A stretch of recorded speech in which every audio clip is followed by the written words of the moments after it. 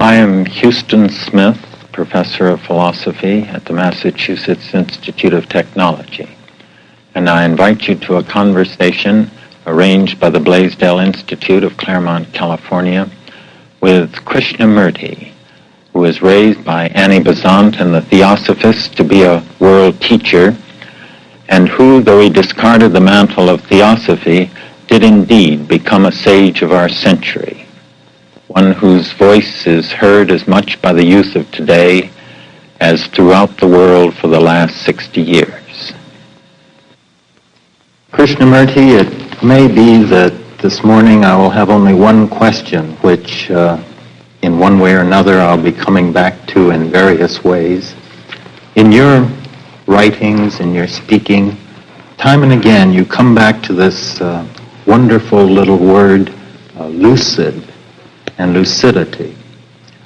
But is it possible, living as we are in this confused and confusing world, torn by conflicting voices without and conflicting passions within, with hearts that seem star-crossed and tensions that never go, is it possible in such a life, in such a world, to live with total lucidity? And if so, how? I wonder, sir, what you mean by that word, lucid. I wonder whether you mean clarity. That's what first comes to mind, Yeah. Yes.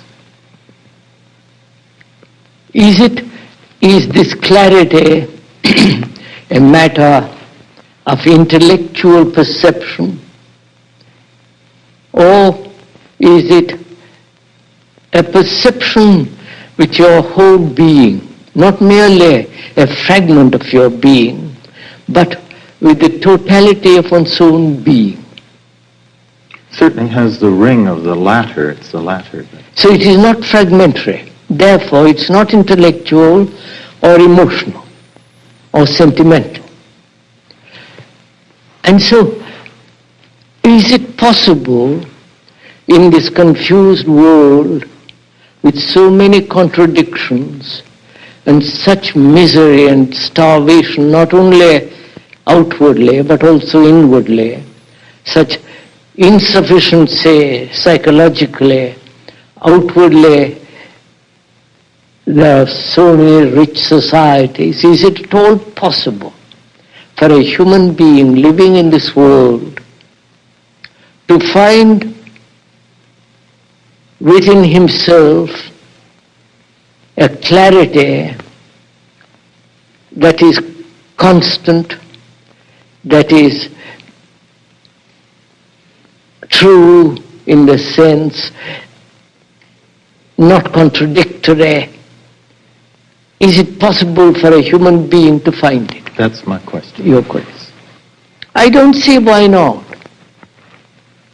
I don't see why it shouldn't be found by anybody who is really quite serious. Most of us are not serious at all. We want to be entertained. We want to be told what to do. We want someone else to tell us how to live, what this clarity is, what is truth, what is God, what is righteous behavior, and so on. Now, if one could discard completely all the authority of psychological specialists as well as the specialists in religion, if one could really deeply negate all authority of that kind, then one would be relying totally on oneself.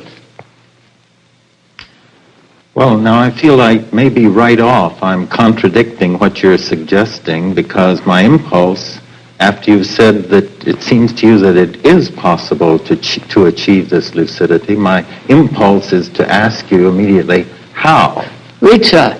But you say, am I looking to authority? No. That? What is necessary is the freedom from authority, not the how. The how implies a method, a system, a way trodden by others, and someone to tell you, do this, and you will find it. Now, are you saying with this that it's an inappropriate question to ask you how this lucidity is to be achieved? No, not at all, sir. But the how implies that. The how implies a method, a system. And moment you have a system and a method, you become mechanical. You just do what you're told. And that's not clarity. It's like a child being told by its mother what it should do from morning till night. And therefore it becomes dependent on the mother or the father, whatever it be, and there is no clarity. So, to have clarity, the first essential thing is freedom. Freedom from authority. And I feel in a kind of bind because this freedom is attractive too, and I want to go towards that. But I also want to pick your mind and ask you how to proceed. Am I moving away from my freedom if I ask you how to proceed? No, sir, but I'm pointing out the difficulty of that word, the implication of that word, the how. Yes. Not the one is wandering away from freedom or any other thing of that kind, but the word how implies intrinsically a mind that says, please tell me what to do. And I ask again, is that a mistaken question? Is that a wrong question? I should think that's the wrong question, the how. But rather if you say, what are the things, the obstructions that prevent clarity, then we can go into it. But if you say right from the beginning, please, what is the method? There have been dozen methods, and they've all failed. They have not produced clarity or enlightenment or a state of peace in man. On the contrary, these methods have divided man. You have your method and somebody else has his method, and these methods are everlastingly quarreling with each other. Are you saying that once you abstract certain principles and formulate them into a method, this becomes too crude to meet the intricacies of the life intricacies situation? and the complexities and the living quality of clarity. So that the how must always be immediate from where one stands, the particular individual? And I would never put the how at all. The how should never enter into the mind. Well, this is a hard teaching. It may be true, and I'm reaching for it, and yet I don't know that it's possible. I don't feel that it's possible completely to relinquish the question how in everything. So I think we'll be able to understand each other if we could go a little slowly, not into the how, but what are the things that prevent clarity? All right, fine. Through Sounds good. negation, come to clarity, not through the positive method of following a system. Fine. All right. This is the via negativa. Via negativa. Approach through the back door. That's good. I think that's the only way. All right.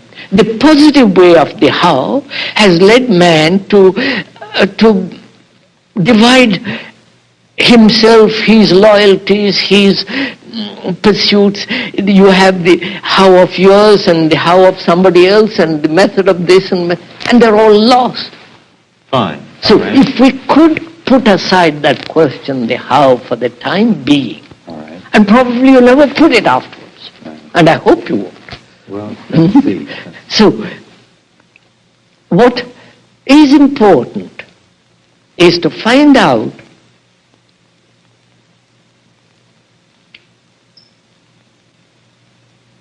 what are the obstructions, the hindrances, the blocks that prevent clear perception of human anxiety, fear, sorrow, and the ache of loneliness, the utter lack of love and all that. Good. Let's explore the virtues of That's negative. What are these Now, obstacles? first of all, I feel there must be freedom. Freedom from authority. Could we stop right there on this matter of authority? When you say we should renounce all authority, it seems to me that the goal of total freedom and self-reliance is a valid one, and yet along the way it seems to me that we rely and should rely on all kinds of authorities in certain spheres. When I go to a new territory and I stop to ask the filling station attendant which way to go, I accept his authority as knowing more about that than I do. And isn't this the way? Obviously, sir, obviously, the specialist knows little more than the layman. Right. The experts, either in surgery or in technological knowledge, they know much more than any other person Right. who is not concerned with that particular technique. But we are considering not authority along any particular line, but the whole problem of authority.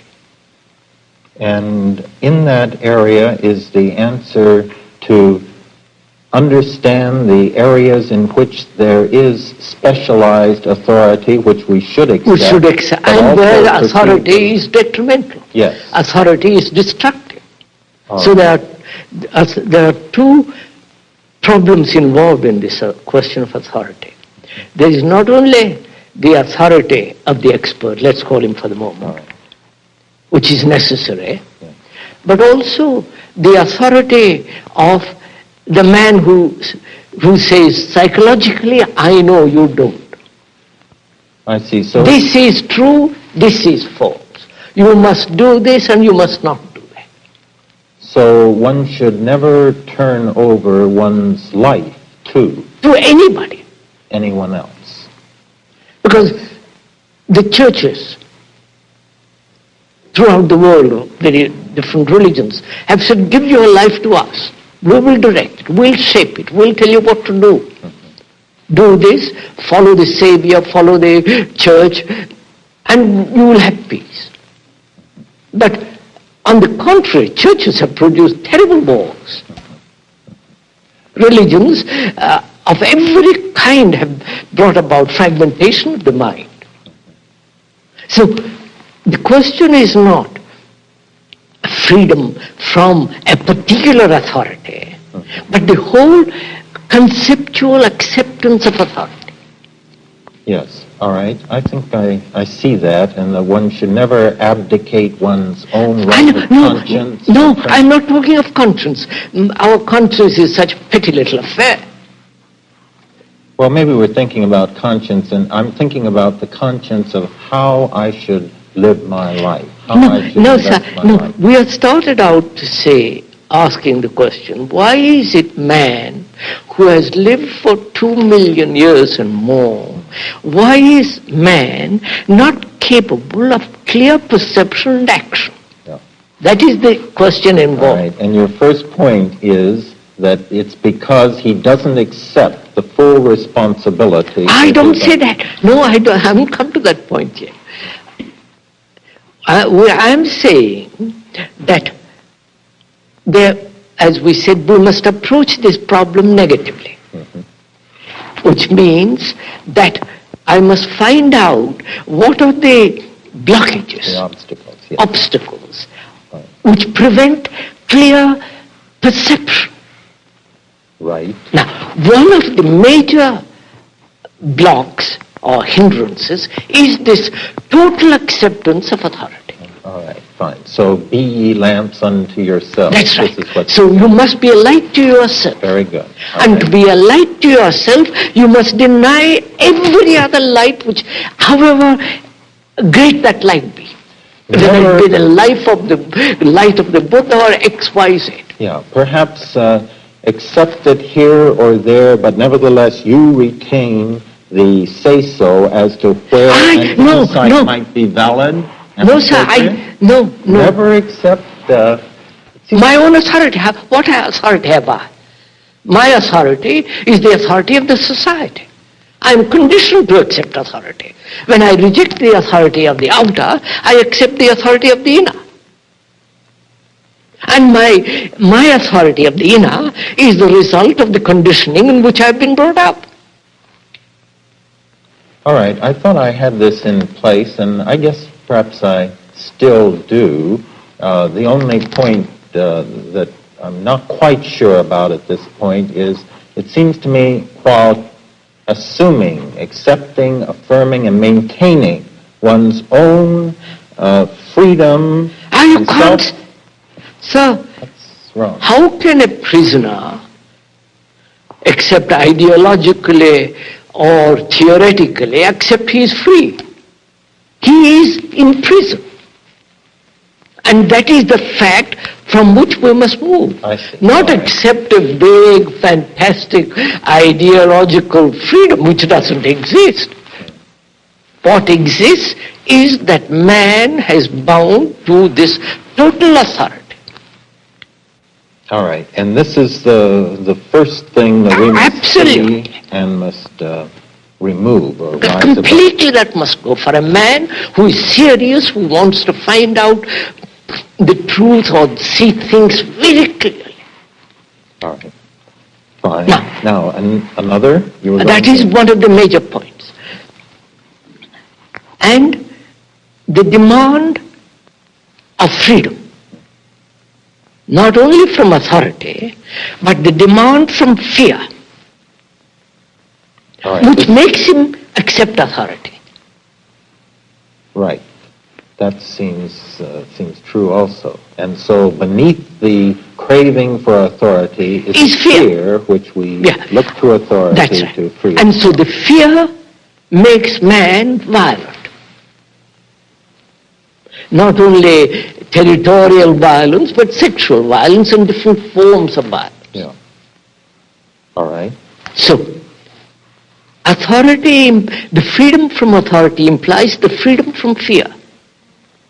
All right. And the freedom from fear implies the cessation of every form of violence.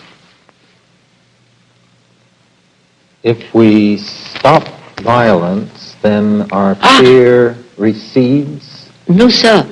It's not a question of recession, of fear.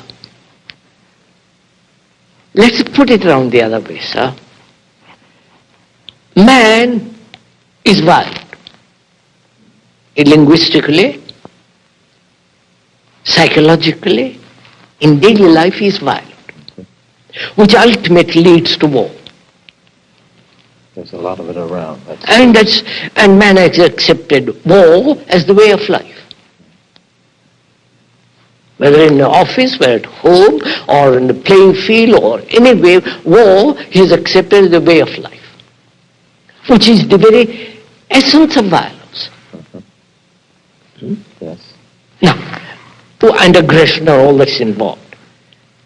So, as long as man accepts violence, lives a way of life which is violent, he perpetuates fear, and therefore violence, and also accepts authority. So these three are a kind of vicious circle, each playing into the other. And the churches say, live peaceful, be kind, and love your neighbor, which is all sheer nonsense. They don't mean it. They merely a verbal assertion That has no meaning at all. It's just an idea. Because the morality of society, which is the morality of the church, is immoral.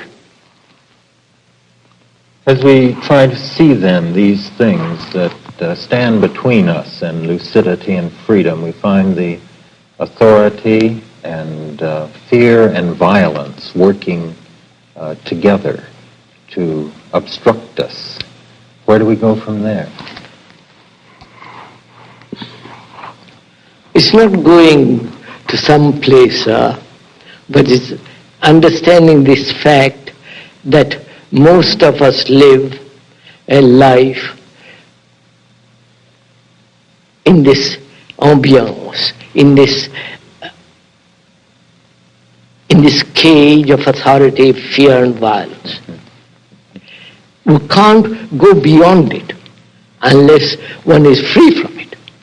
Not intellectually or theoretically, but actually be free from every form of authority. Not the authority of the expert, but the feeling of dependence on authority. All right. I think that. Then, is it possible for a human being to be free completely of fear? Not only at the superficial level of one's consciousness, but also at the deeper level, what's called the unconscious. Is it possible? Otherwise you're bound to accept authority of anybody.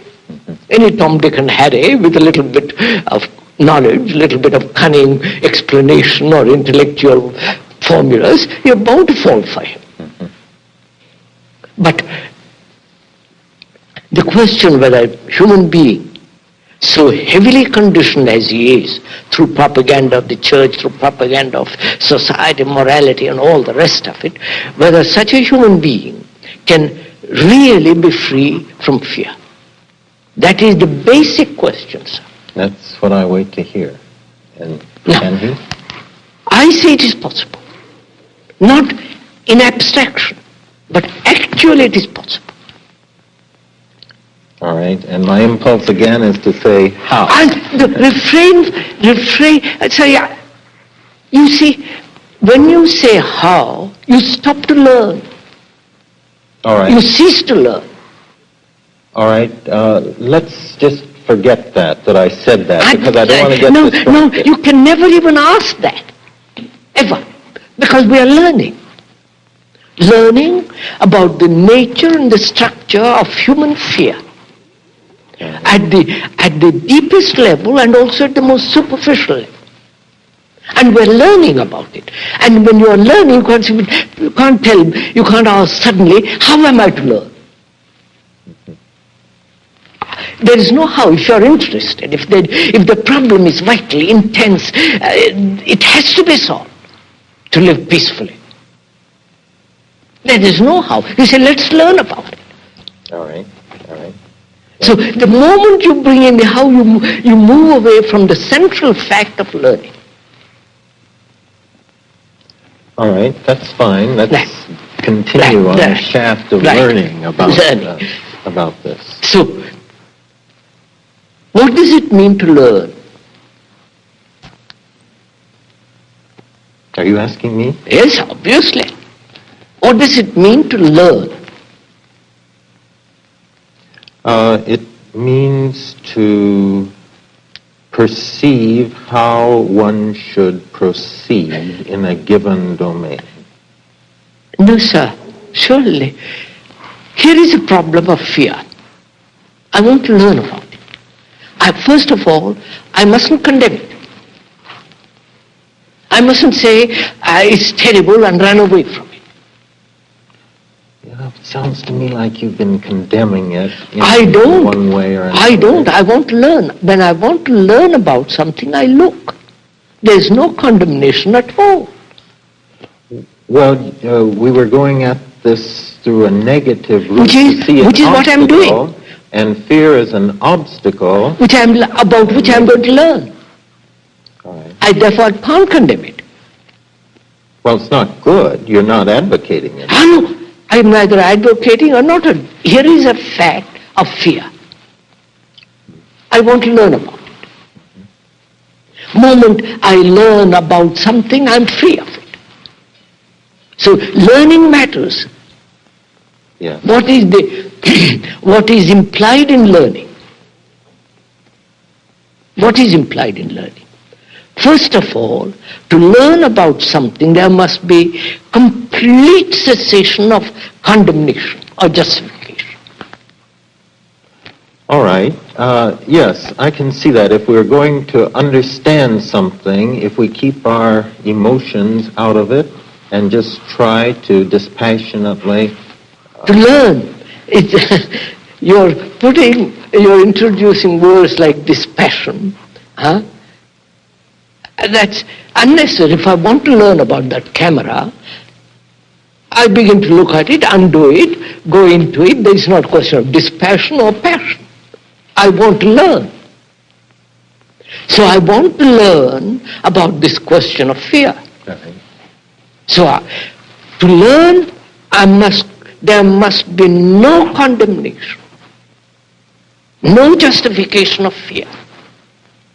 And therefore no escape verbally from the fact of fear. Right. But the tendency is to deny it. To deny the reality of the reality of fear. The reality that fear is causing all these things. To deny by saying, I must develop courage. So, please, we are going into this problem of fear because it's really a very important question. Whether human mind can ever be free of fear. It certainly is.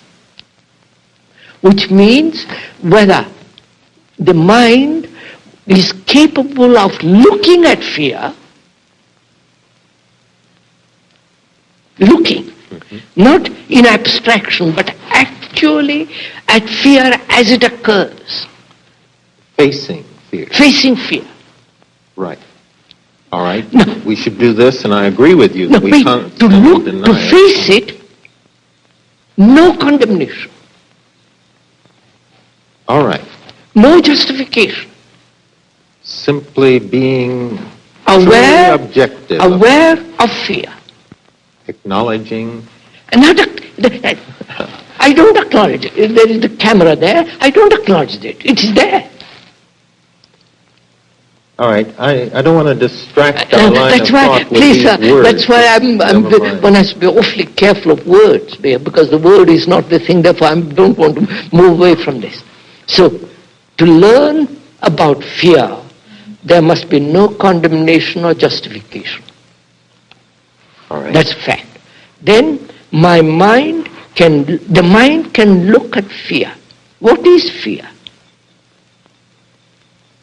There are every kind of fear.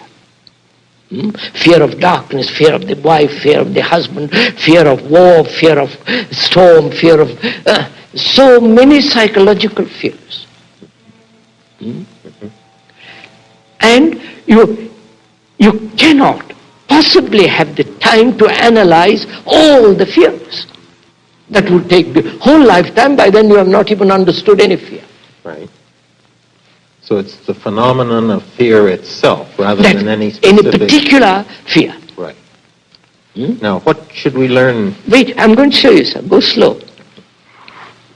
Now, to learn about something, you must be in complete contact with it. I want to look, sir. I want to learn about fear. Therefore, I must look at it. I must face it. Yes. Now, to face something implies a mind that does not want to solve the problem of fear. To look at fear Is not to solve the problem of fear. Now, I have really examined, look, confused. this is very important to understand. Because then, if I want to solve fear, I'm more concerned with the solution of fear than facing fear. A moment ago, though, we were saying we should face... I am facing it. But if I say I must solve it, I am beyond it already. I am not looking. You say that if we're trying to solve the problem of fear, then we're not truly facing it. Is that right? Quite right, sir. You see, to face fear, mind must be completely, must give its complete attention to fear. And if you give partial attention, which is say, I want to solve it and go beyond it, you're not giving complete attention. I can see that if you have a split attention of course, while you're not fully attentive. So, in giving complete attention to the learning about fear, there are several problems involved in it. I must be brief because our time is limited. We generally consider fear as something outside us. So there is this question of the observer and the observed. Right. The observer says, I am afraid, and he puts fear something away from me. I'm not sure that that's true. When I feel afraid, I am afraid. I feel it's very much in here. In here. But The when cause may be in but when you observe it, it is different. When I observe fear, then I tend to put it out. Put it outside. Well, again, that doesn't seem quite right, because it certainly, So at even the, when I'm well, all thinking right, of it. at the moment of fear, there is neither the observer nor That's the true. observed. That is very true. That's what I'm Yes. saying. At the crisis, at the moment of actual fear, The experience there is of neither it. the observer. There is no observer. It fills the horizon. No. Yes. The moment you begin to look at it, face it, there is this division. Between the fearful self and the Non-fearful the self. bear who's going to eat me out there. So there it is. All right. So in trying to learn about fear, there is this division between the observer and the observed. Now, is it possible to look at fear without the observer? Please, sir, this is really quite intricate question and complex question. There's going to go, one has to go into very deeply. As long as there is the observer who is going to learn about the fear, there is a division. That's true. We're not in full contact with it. That's true. Therefore, in that division is the conflict of trying to get rid of fear, justified fear. So, is it possible to look at fear without the observer? So that you are completely in contact with it all the time. Well, then you're experiencing fear. I wouldn't like to use that word experience, because experience implies going through something, finishing with it. All right. I don't know what word you... It seems better than looking at, because looking at does seem to Therefore, imply a distinction between observer and observer. we are using that word observing, being aware of fear without choice, which means the choice implies the observer choosing whether I don't like this, I like this. Therefore, the observer is when the observer is absent, there is choiceless awareness of fear. All right. Right. Then what takes place? That's the whole question. All right. The observer creates the linguistic difference between himself and the thing observed. Language comes in there. Therefore, the word prevents being completely in contact with fear. Yes. Yeah. Words can be a screen. Yes, Screening us. that's all what we are saying. All right. So the word mustn't interfere. True. All right. We have to get beyond that. Beyond the world. But is that possible to be beyond the world? Theoretically we say yes, but we are slave to words. Far too much so, Yeah, yes. I mean, it's true. obvious, we are slave to words. All right. So the mind has to become aware of its own slavery to word, realizing that the word is never the thing. Right. So the mind is free of the word to look. Okay. That's all implied. So look, I want to understand, the relationship between two people, husband and wife, is the relationship of images.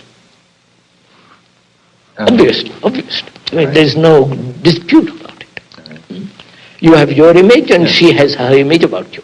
The relationship is between these two images. Now, the real relationship, human relationship, is when the images don't exist. In the same way, the relationship between the observer and the observed ceases when the world is not. Yes, that brings So he is directly in contact with fear. right. We pass through the True. screen. There it into a is. medium. There is fear. Yes. Now, there is fear at the conscious level, which is one can understand fairly quickly. But there are the deeper layers of fear, so-called at the hidden parts of the mind. Yes. To be aware of that. All right. Now, that means, is it possible to be aware without analysis? Analysis takes time. Right. Surely it's possible. How? Not the how of method. You said surely it's possible. Is it? There is this whole reservoir of fear.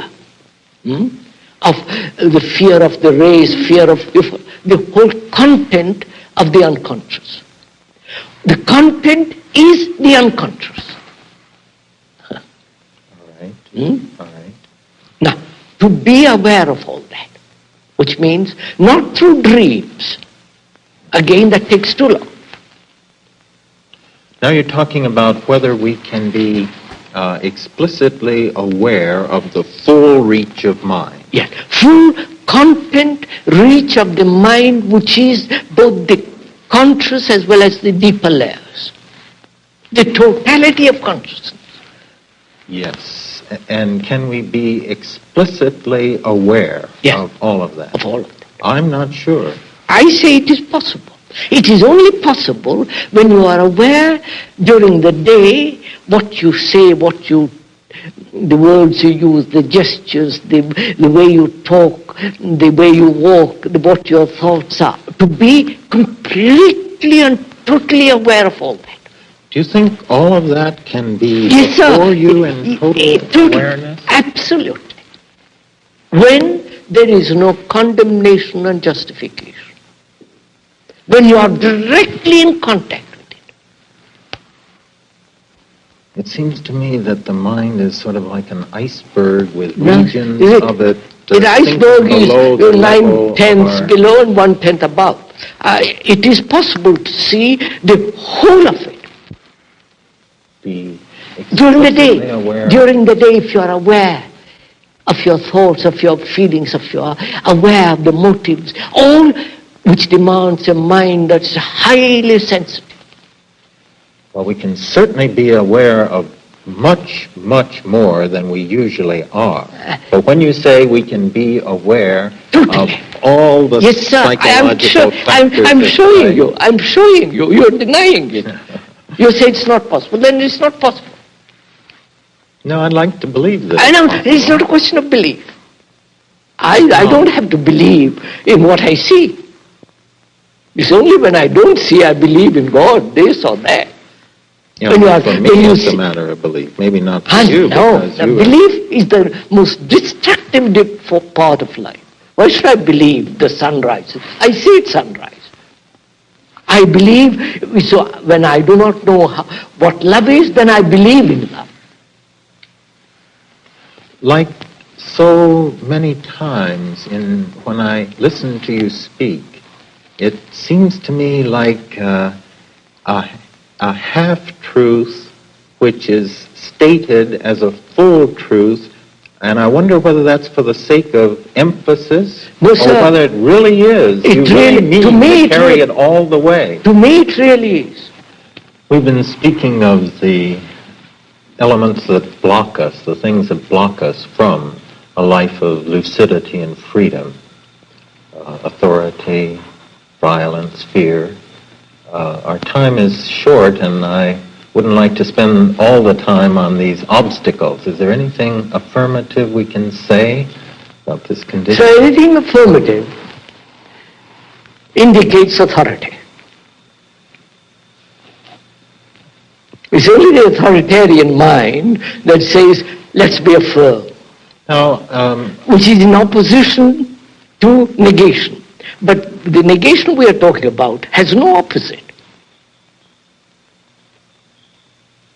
well, now, when I ask you for an affirmative statement, it doesn't seem to me that I'm turning over a decision to you as an authority. No. I just want to hear if you have something interesting to say, which I will then stand judgment upon. With regard to what, sir? With regard to what? As to whether it speaks to my condition. What? With regard to what? You said something about what? About what? Yes, about the state of life that it seems to me we're groping for in our words to describe. Now, are you trying to say, sir, that life is only in the present? In one sense, I think that's true. Right. Is that what are you trying saying? to? I'm asking you. Is this what you are asking? Is life to be divided into the past, present, and future, which becomes fragmentary, and not a total perception of living? Well, again, as so often, it seems to me that the answer is both and. In one sense, it is a unity, and it is present, and the present is all we have. But man is a time-binding animal, as they say. He is time by before and yes, after. sir. So man is the result of time, Yes. not only evolutionary, but chronological as well as psychological. Yes. Yes. So he is the result of time, the past, present, and the future. Right. Mm-hmm. Right. Now, he lives mostly in the past. All right, mostly. He is the past. All right. Again, No. I'll show it to you. He is the past. Because he lives in memory.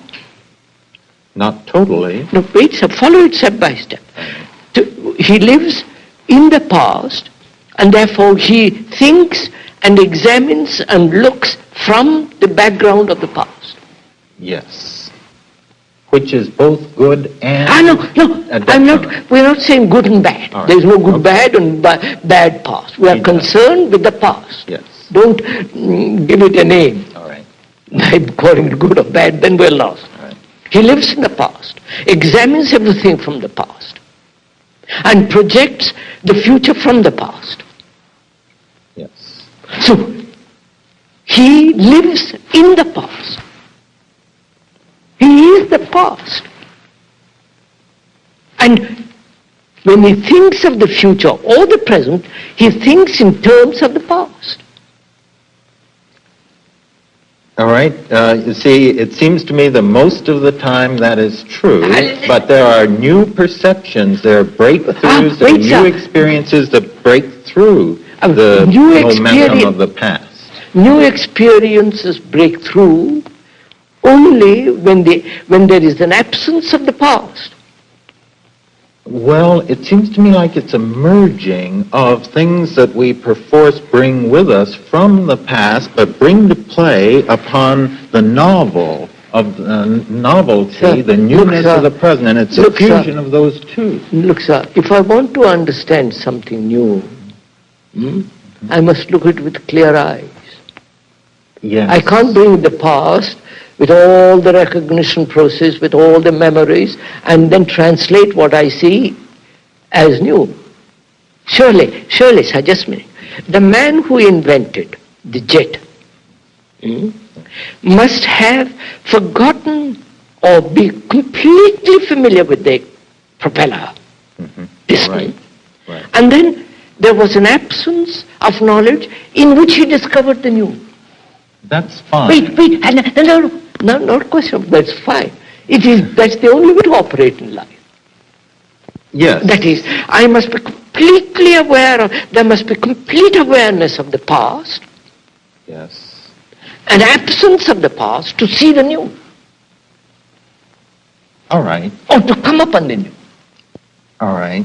And not, you're conceding reluctantly, that's I'm conceding reluctantly because I think I see what you're saying, and I think I agree with the point that you're making, but it's also true that one operates in terms of the past. Symbols that Of the one past. has, and you can't, it's not as though we begin de novo, No, de novo is not tabula possible. rasa.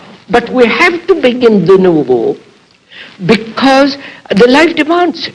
Because we have lived in this way, to accepting war, hatred, brutality, competition, and anxiety, guilt, all that we have accepted that.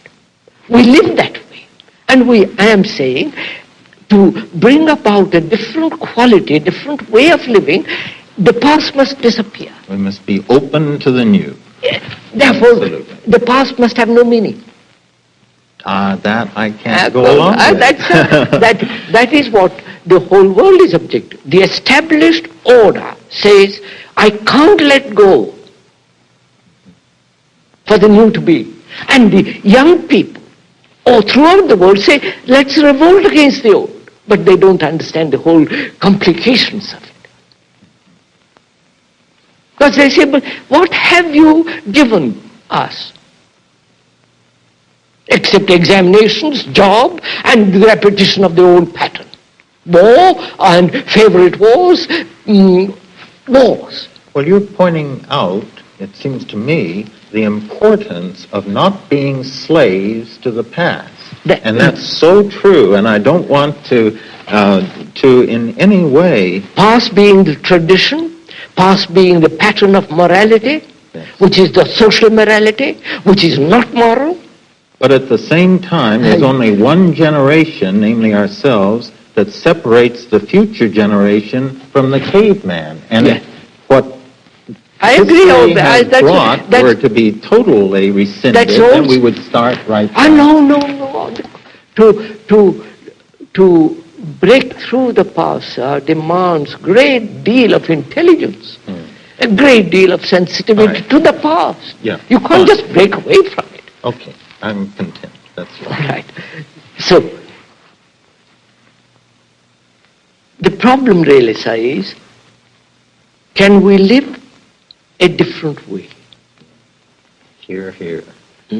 Right. A different way in which there are no wars, no hatreds, in which man loves man, without competition, without division. We say you are a Christian, you are a Catholic, you are a Protestant, you are this. That's also immature. There's no meaning. Well, I think It's an intellectual, sophisticated division. And that's not a religious mind at all.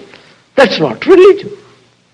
A religious mind is a mind that has no hatred, that lives completely without fear, without anxiety, in which there is not a particle of antagonism.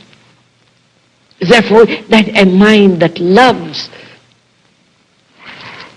that's a different dimension of living altogether. And nobody wants that. And in another sense, everybody wants it. But they won't go after it. They won't go after And of course, and they're distracted by so many other things. They're so heavily conditioned by their past, they hold on to it. Well, I think there's some who will go It's after very few. The numbers doesn't The matter. minority, How many? so the minority is always the most important thing.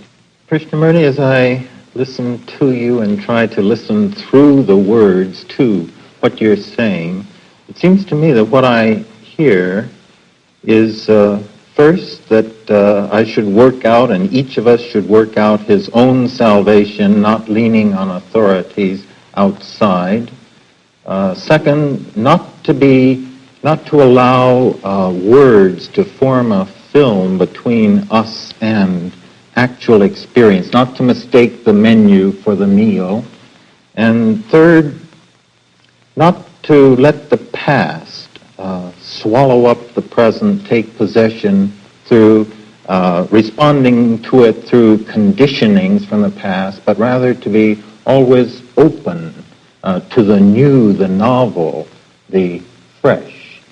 And finally, it seems to me you're saying something like the key to doing this is a radical reversal in our point of view. It's as though we were prisoners straining at the bars for the light and looking for the glimpse of light we see out there and wondering how we could get out towards it, while actually the door of the cell is open behind us. If only we would turn around, we could walk out into freedom. This is what it sounds to me like you're saying. Is this? A little bit, sir, a little bit. All right. What else? What other than that? Or if you want to amplify. So, surely, sir, in this is involved the everlasting struggle, conflict. Man caught in his own conditioning, yes, and straining, struggling, beating his head to be free. Yes. So, and again, we have accepted, with the help of religions and all the rest of the group, that effort is necessary. That's part of life. To me, that is the highest form of blindness, of limiting man to say you must everlastingly live in effort. And you think we don't have to? Not I think. It is. So it's not a question of thought. Thought is the most... All right. Let's delete those two words and just say we don't have to. But to live without effort requires the greatest sensitivity and the highest form of intelligence. You don't just say, well, I won't struggle and become like a cow. Right. But one has to understand how conflict arises, the duality in us. Yes. The fact of what is and what should be. There is the conflict. If there is no what should be, which is ideological, which is non-real, which is fictional, and see what is, and face it, live with it, without the what is, what should be, then there is no conflict at all. It's only when you compare, evaluate with what should be, and then look with what should be, with the what is, then conflict arises. There should be no tension between the ideal and the actual. No ideal at all. Why should I have an ideal? The ideal is the most idiotic form of conceptual thinking. Why should I have an ideal? Well, the fact is burning there. Why should I have an ideal about anything? Well, now, once more, when you speak like that, it seems to me you break it into an either-or. No. Not the ideal, but the actual, whereas it seems to me the truth is somehow both of these must be truth is resolved. not a mixture of the ideal and the what is. Then you produce some melange of some dirt. There is only what is. So, look, take a very simple example. We human beings are violent. Why should I have an ideal of non-violence? Why can't I deal with the fact of violence? Of violence, without non-violence? The ideal is an abstraction, is a distraction. The fact is I'm violent, man is violent. Let's tackle that. Let's come to grips with that and see if we can't live without violence. Yes, but then... But there is no, please sir, there is no dualistic process in this. There is only the fact that I am violent. Man is violent. And is it possible to be free of that? Why should I introduce the idealistic nonsense into it? No dualism, you say, no separation. And in your view, is this the case that there is no separation? Absolutely there is. Here, do you feel any separation? Is there any separation, you, me? Physically there is. Yeah. You have got a black suit, you're a fairer person than me. But and you don't feel... If I felt dualistic, I wouldn't even sit down to discuss it. Because then we would be intellectually, we play with each other. Right. Now, perhaps we're saying the same thing, but it comes out in my mind as a both and. We are both separate and we're united. Sir, both. When you love somebody with your heart, not with your mind, do you feel separate? I do it's both. I feel both separate and together. Then it's not love. I wonder, because love, part of the joy of love is the relationship, which involves, in some sense, like Ramakrishna said, I don't want to be sugar. I don't know Ramakrishna. I don't want to know any authority. I don't want to quote any bird.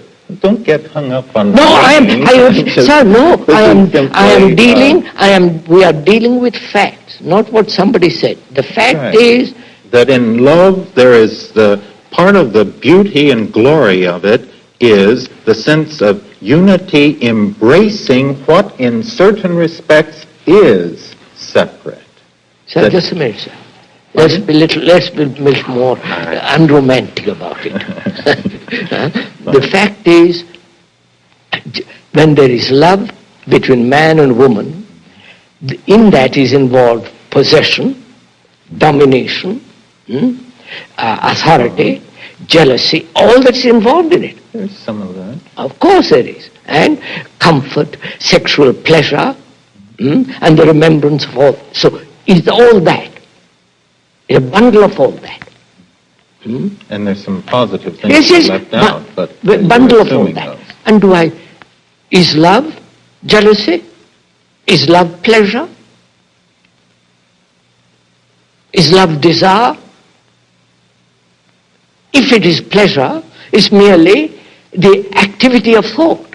Say, well, I slept with that woman, therefore she is mine. And the remembrance of all that. That's not love. Thought is not love. Thought breeds fear. Thought breeds pain. Thought breeds pleasure. And pleasure is not love. Thought breeds only negative. What is the positive? What is the positive thing that thought produces, except mechanical things? A love poem? Sir, love poem. What? The man feels something and puts it down. Yes. The putting down is irrelevant, merely a form of communication. But to feel it is nothing to do with thought. To translate it then is necessary for thought. But to love, the thought and words can also give form to our feelings, which would remain inchoate without them. Is there... Bring them to resolution, to satisfying resolution through their expression. Is relationship a matter of thought? Not only, but thought can contribute to a relationship.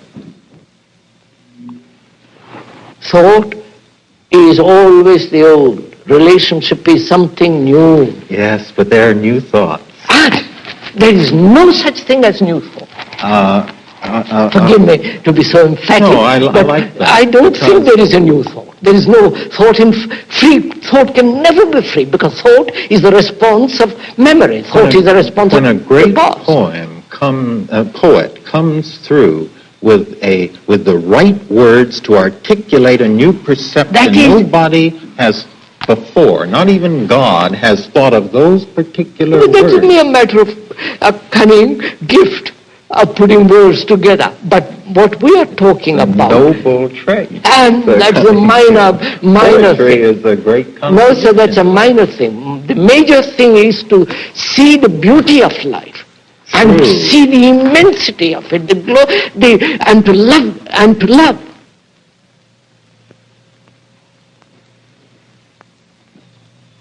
There it ended, a conversation with Krishnamurti. But what ended was only the words, not the substance. For Krishnamurti was speaking, as always, of that life that has no end and no beginning.